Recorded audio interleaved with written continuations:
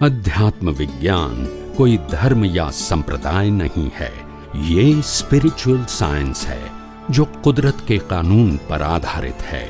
ये विज्ञान पूरे ब्रह्मांड के सभी रहस्यों को उजागर करता है और जीवन के सभी पहलुओं को समझने के लिए एक नई दृष्टि देता है।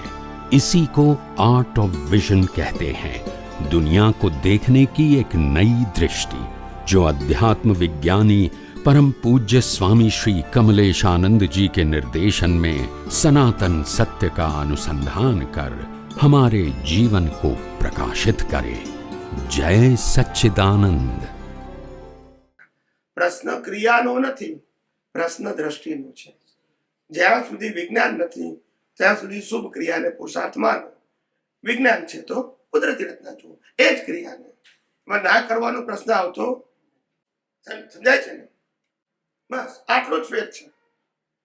આમાં કોઈ મન વચન કાયની અવસ્થામાં ચેન્જ કરવાની વાત નથી, પણ તમારી દ્રષ્ટિ શું હોવી જોઈએ? પહેલા ક્રિયાને પુરુષાર્થ માનતા હતા, હવે ક્રિયાને કુદરતી રચના જોવું એ પુરુષાર્થ થઈ ગયો। આટલું ચેન્જ થાય, સમજાય છે? બાકી ક્રિયા તો તેની ત્યારે કે નહીં? દ્રષ્ટિ બદલવા માટે પણ પુરુષાર્થ કરવો પડશે ને?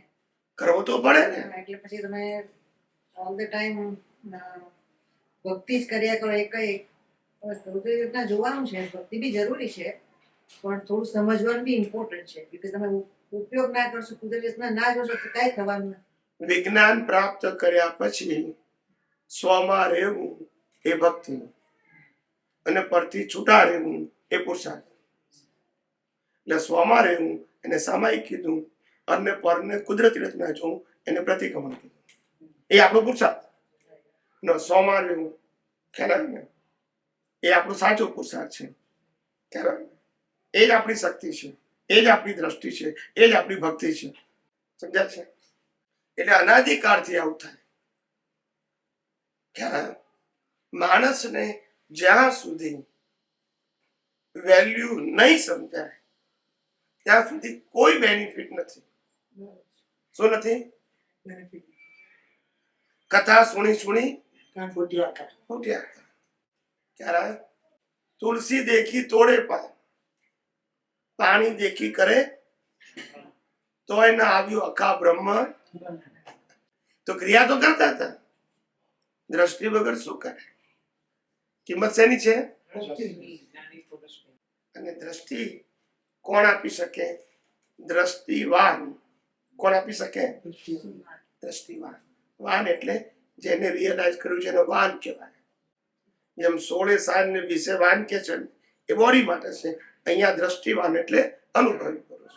દ્રષ્ટિ એટલે કે હે ધનવાન એમ નથી બોલતા, એટલે ફિઝિકલ વસ્તુ છે, મટીરિયલિસ્ટિક છે, ખ્યાલ આવે ને? દ્રષ્ટિવાન એટલે અનુભવી પુરુષ, વાન એટલે રિયલાઇઝ થયું છે તે। ધનવાન, બળવાન, પહેલવાન,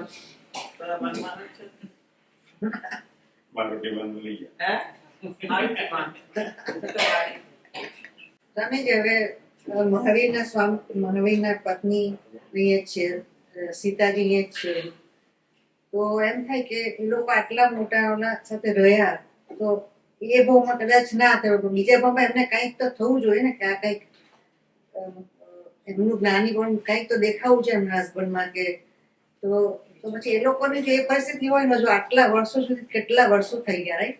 તો આપણું શું? હજુ તો આપણે એમની સાથે કમ્પેરિઝનમાં આપણે શું? એવી કમ્પેરિઝન નહીં કરવાની, એવી કમ્પેરિઝન નહીં કરવાની, બિલકુલ નહીં। કમ્પેરિઝન કરેક્ટ નથી।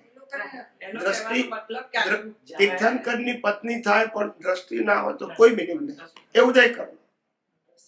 એને જ્ઞાન સાથે, એમની દશા સાથે કોઈ લેવા દેવા નહીં। પણ તો પણ આટલા બધા વર્ષો નીકળી ગયા તો પણ એમને કશું વર્ષોનું ક્યાં અજ્ઞાન હોય તો લાખો અવતાર થાય ને અનંત અવતાર થાય, એમાં પ્રશ્ન ક્યાં છે? કાઉન્ટિંગ નો પ્રશ્ન ક્યાં છે?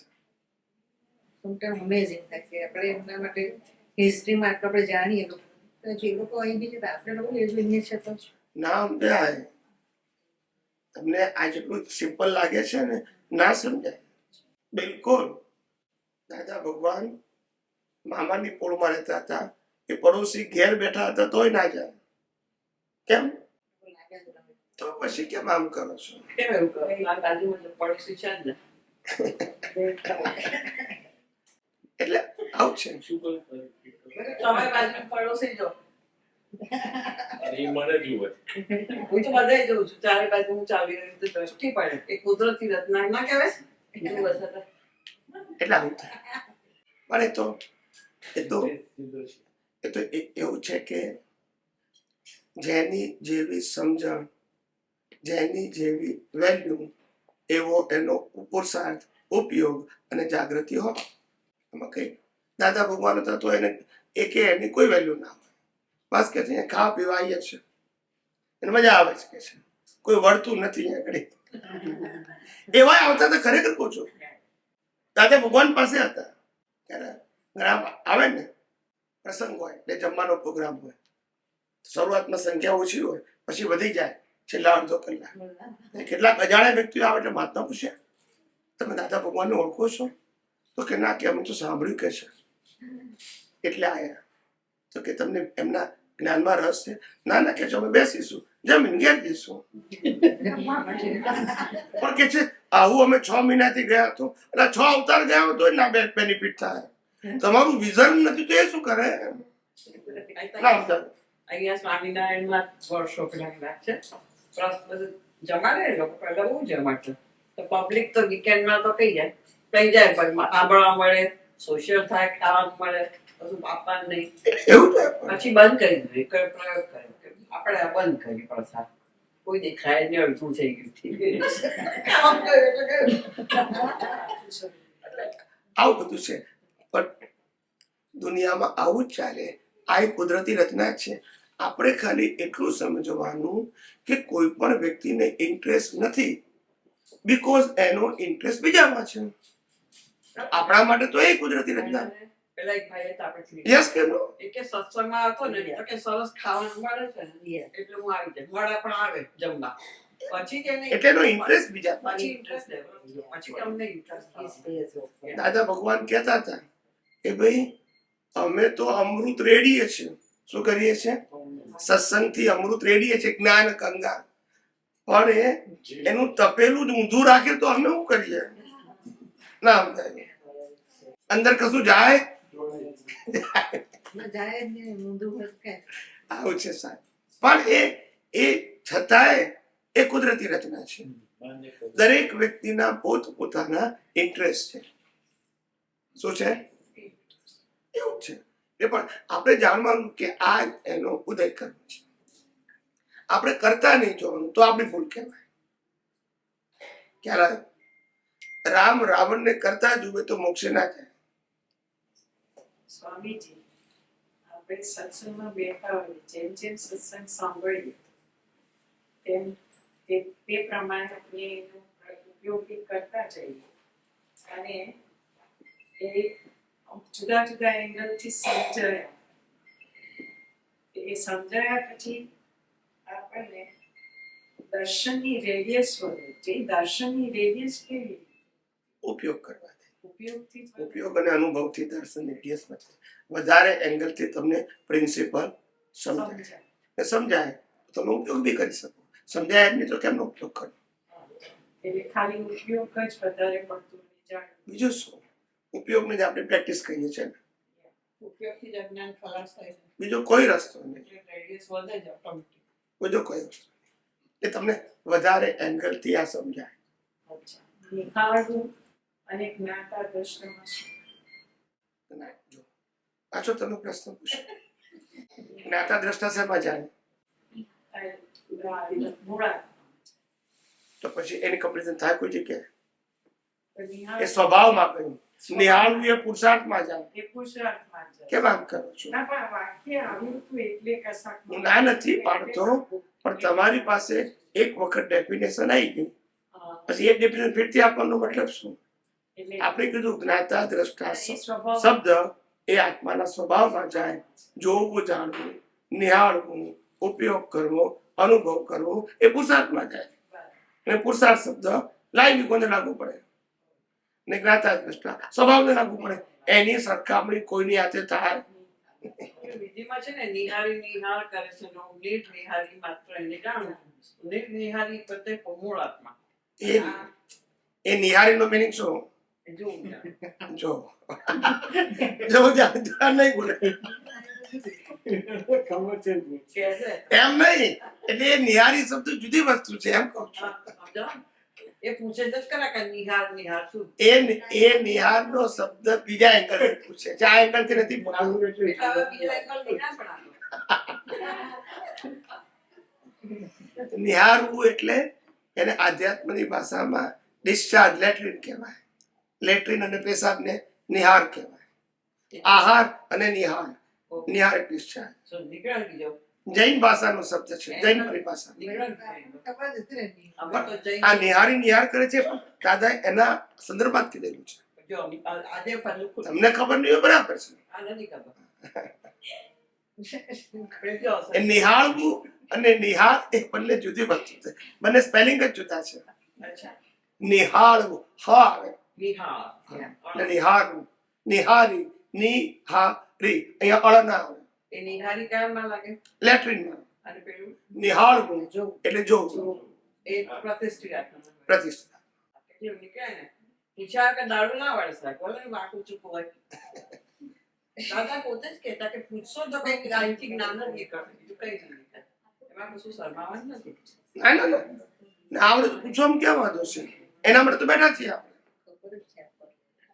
આવું એટલે જેમ જેમ આ વિજ્ઞાન સમજાશે એમ તમને સેપરેશન ફીલ થશે. That is important. ખ્યાલ આવે? ઘણા બધા લોકો કહે છે કે સ્વામીજી તમે આટલી બધી વાતો કરો છો, આટલા બધા એંગલથી વાતો કરો છો, લોકોના આટલા બધા પ્રશ્નો હોય છે, અમારે બધું જાણવું જરૂરી છે? આવો પ્રશ્ન ઘણી વખત આપણે ઝૂમ ઉપર પૂછાય છે. ત્યારે મેં કીધું જો એક ધ્યાન રાખો, મેડિકલ સ્ટોર વાળા પાસે દવા હોય પણ તમારે રોગ હોય એ લેવાની.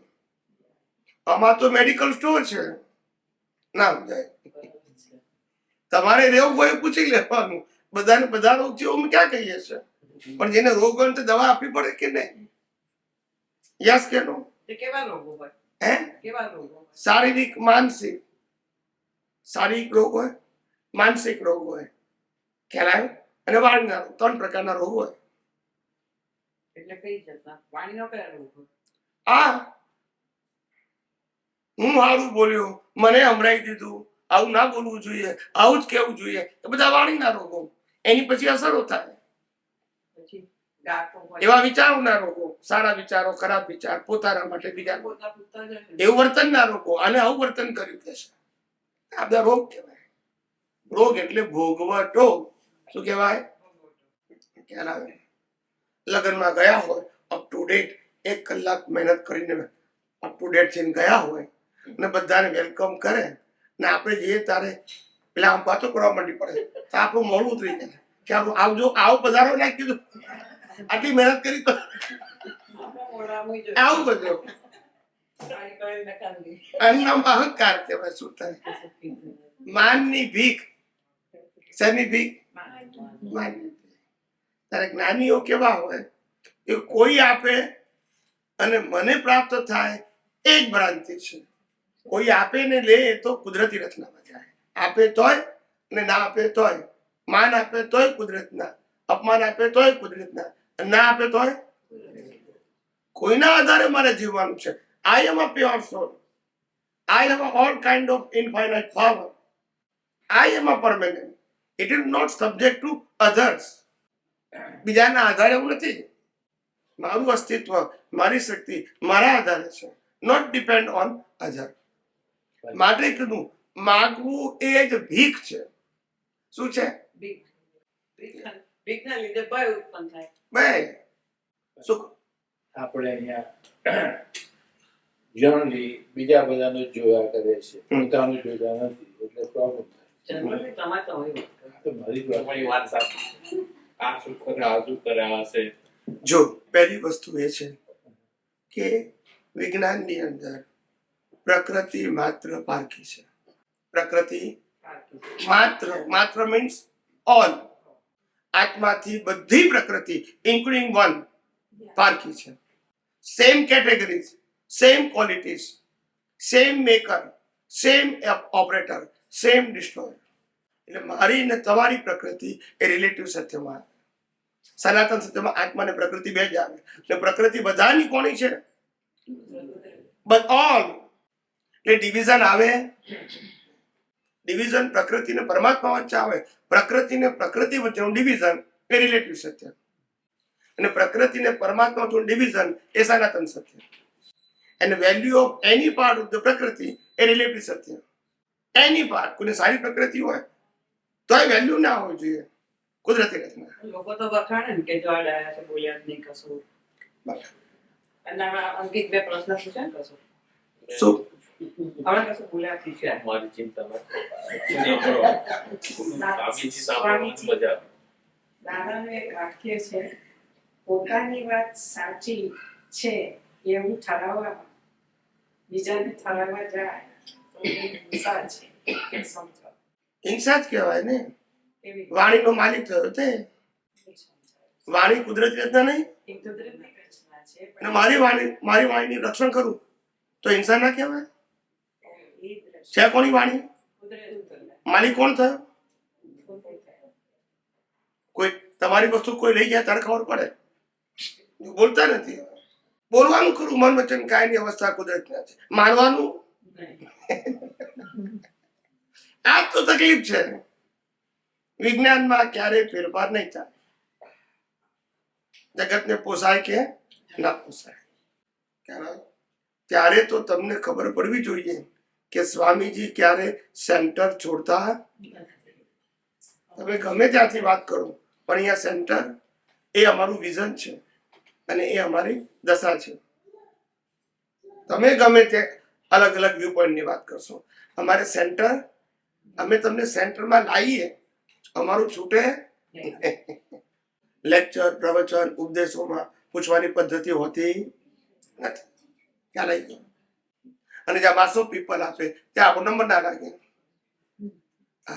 સમજાય છે? એટલે અહીંયા કુદરતી સંજોગો છે. દાદા ભગવાન હતા.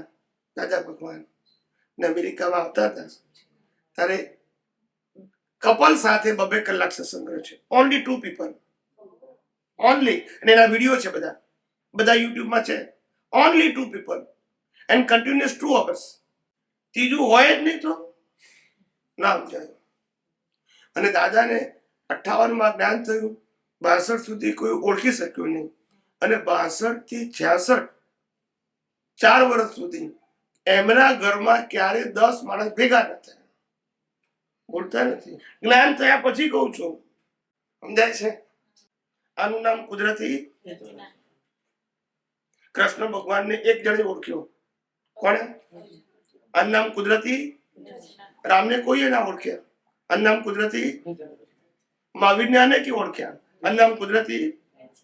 એટલે આને પ્રકૃતિની સ્પેશિયાલિટી ના માનવી. શું ના માનવી? સમજી ગયા? કર્મનું ફળ. રામકૃષ્ણ મહાવીર ત્રણે મહાન હતા. એકને એકે ભેગું ના થયું સત્સંગ માટે. રામને, કૃષ્ણને એક ભેગું થયું, મહાવીરને અનેક ભેગું થાય, છતાં ત્રણે કુદરતી. કારણ કે ત્રણેયમાંથી એકેની પાસે સ્વતંત્રતા સમજાયું? એટલે પ્રશ્ન દ્રષ્ટિનો છે, સંજોગોનો નથી. સમજાય છે?